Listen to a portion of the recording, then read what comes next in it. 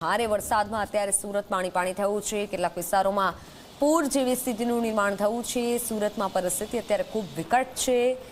લોકો હાલાકીનો સામનો કરી રહ્યા છે। જૂન આખું કોરું ધાકડ ગયું અને હવે જુલાઈ આવ્યો છે અને જુલાઈમાં જળબંબાકાર જળ તાંડવની પરિસ્થિતિ સર્જાઈ છે। રાજ્યભરમાં અત્યારે વરસાદી માહોલ છે, પણ સુરતમાં ગઈકાલ રાતથી જ ધોધમાર વરસાદ નોંધાયો અને ધોધમાર વરસાદના કારણે ઠેર ઠેર પાણી ભરાયેલા છે। हाई एलर्ट वच्चे सूरत में जलबंबाकारनी परिस्थितिનું નિર્માણ થયું છે। આપ સીધા દ્રશ્યો જોઈ શકો છો।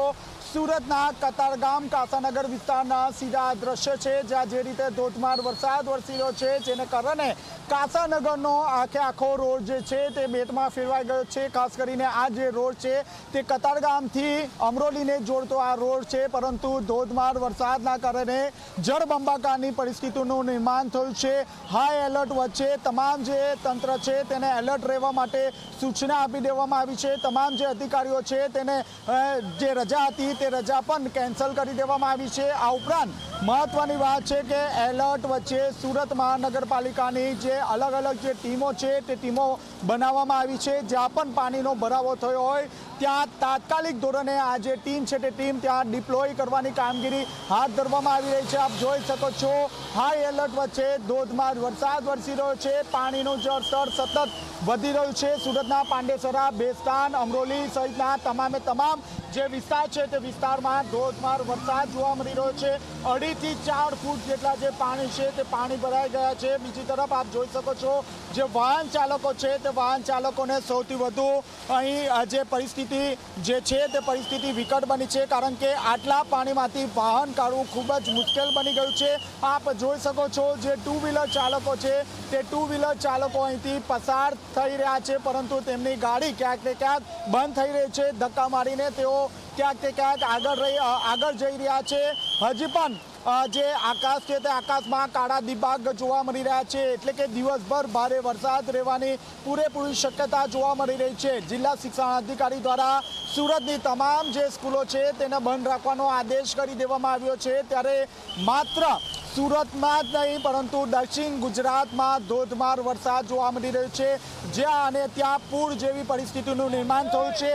આગામી સમયમાં જો આ જ રીતે વરસાદ રહેશે તો પૂર જેવી પરિસ્થિતિ જરૂરથી સુરતે સામનો કરવો પડશે, કારણ કે સતત જે પાણી છે પાણીનું જળસ્તર વધી રહ્યું છે। બીજી તરફ જોઈએ તો ખાડીનું જે લેવલ છે તે પણ ઉપર જઈ રહ્યું છે, એટલે કે જે વરસાદી પાણી છે તે વરસાદી પાણીને ખાડી નથી લઈ રહ્યું, જેને કારણે પાણી બેક મારી રહ્યા છે અને આ રીતે જે પરિસ્થિતિ છે તેનું નિર્માણ થઈ રહ્યું છે, જ્યાં ને ત્યાં ટ્રાફિક જામની પણ અહીં પરિસ્થિતિનો સામનો કરવો પડી રહ્યો છે।